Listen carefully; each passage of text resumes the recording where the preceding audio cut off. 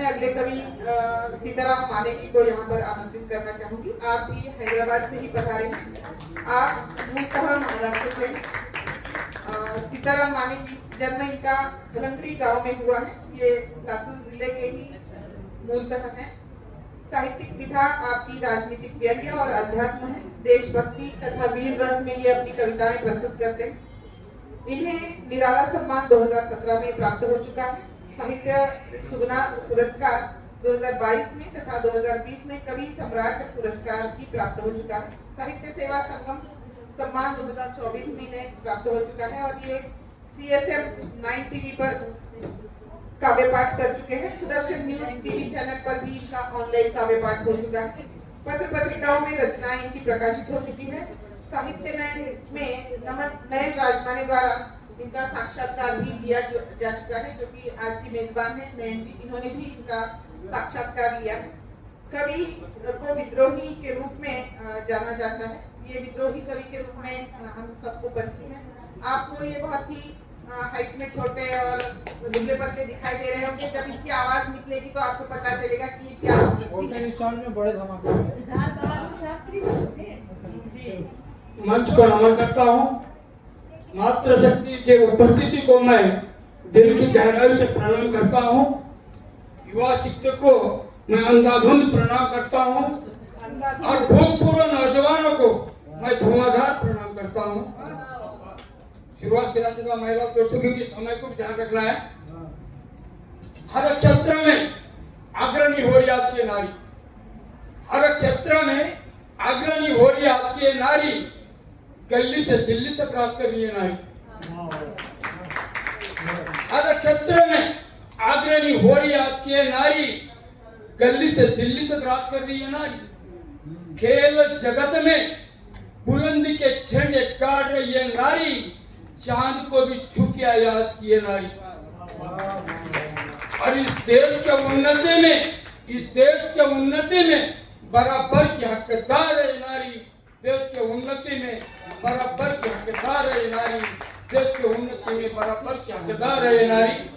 और मुझे छत्रपति शिवाजी महाराज या मातोश्री जिजाऊ आयशा के जीवन चरित्र पर कविता लिखने का आदेश हुआ था।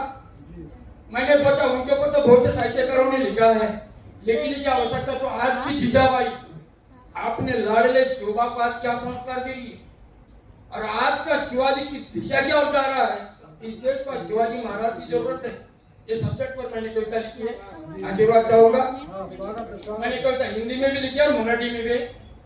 मैं हिंदी में सुनाऊंगा।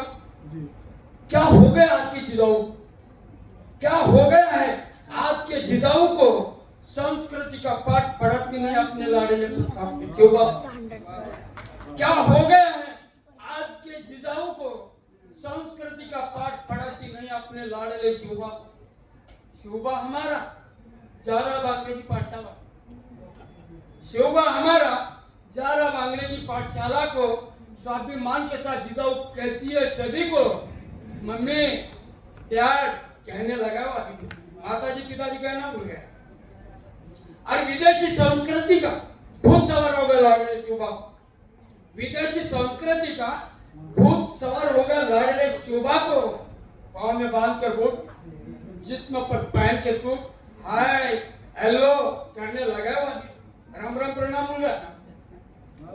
अरे खंत नहीं है कैसी जिजाऊ के मन, खंत नहीं है कैसी जिजाऊ के मन को स्वाभिमान के साथ जिजाऊ कहती है सभी को। चोटी भी डालने लगा हुआ खंत सा लगा रहा मेरे एक ही मन, खंत सा लगा रहा मेरे एक ही मन को। शिवबा की जरूरत है आज इस देश को, संस्कृति का पाठ पढ़ा दूं अपने लाडले शिवबा को। क्या हो गया आज के जिजाऊ को, संस्कृति का पाठ पढ़ाती नहीं लाडले शिवबा को। शिवबा की जरूरत है इस देश को, शिवबा की जरूरत है इस देश को, संस्कृति का पाठ पढ़ाओ तुम अपने लाडले शिवबा को। क्या हो गया है कि जिजाऊ को। मैं समय की कमी है, बोलना तो बहुत कुछ है, लेकिन एक अंतिम रचना दे रहा हूँ। राजनीति पर व्यंग कर रहा हूँ। पढ़ा लिख कर कुछ युवा डॉक्टर इंजीनियर IAS तो कोई IPS अफसर बन जाता। पढ़े लिख कर कुछ युवा डॉक्टर इंजीनियर IAS तो कोई IPS अफसर बन जाते हैं। अर्जुन को कुछ नहीं आता वो आसानी से नेता बन जाता। ये सच्चाई है। देखिएगा, बैकबेंचर्स सभी नेता होते हैं। झूठ बोलने में, अंतिम रचना जरूर समय का ध्यान रखते हुए, झूठ बोलने में जिन्हें महारत हासिल है समझ लेना वो नेता बनने के काबिल। झूठ बोलने में जिन्हें महारत हासिल है समझ लेना वो नेता बनने के काबिल। टिकट मिला तो देश को बदल देंगे, टिकट मिला तो देश को बदल देंगे, अगर नहीं मिला तो पार्टी बदल देंगे। पार्टी में भी प्रवेश नहीं मिला तो गिरगिट की तरह रंग बदलने में, अपनी नई पार्टी खोल लेंगे। गिरगिट की तरह रंग बदलने में जिन्हें महारत हासिल है समझ लेना वो नेता बनने के काबिल है। मैं बता दे देना, भले ही ईमानदारी कम हो पर बेईमानी ज्यादा हो, दिखने में बगले भगत की तरह सीधा और सादा, और घड़ियाली आंसू बहाने में जिन्हें महारत हासिल है समझ लेना वो नेता बनने के काबिल है। भोली भाली जनता को सुनहरे सपने दिखलाना, मतलब निकल गया तो सब मुकर जाना। और भ्रष्टाचार में रहकर लिप्त औरों पर इल्जाम लगाने में जिन्हें महारत हासिल है समझ लेना काबिल है।